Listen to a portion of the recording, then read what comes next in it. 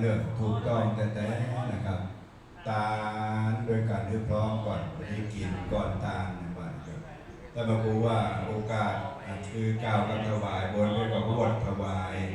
ถึงลงทานนะแล้วก็ก้อยเอาปอนหยาดน้ำด้วยกันส่วนน้ำนี่ก็เป็นอย่างนะครับน้ำดื่มนี่มันกินกันวันค่ำอาหารนี่กินเป็นมื้อนะครับ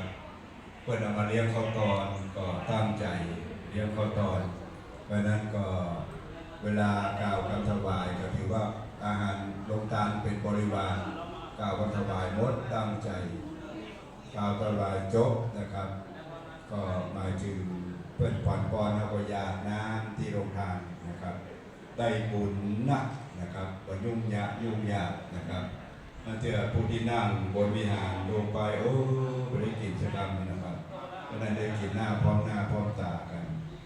ท่านพระครูเจ้าก็อยากให้เป็นระเบียบเรียบร้อยขอพี่น้องศรัทธาเฮาก็ปฏิบัติตามท่านพระครูเจ้าแล้วทุกอย่างจะเป็นบุญเป็นกุศลนะครับจะได้กินพร้อมกันแล้วพระเจ้าประสงค์ลงไปฉันเพลเอา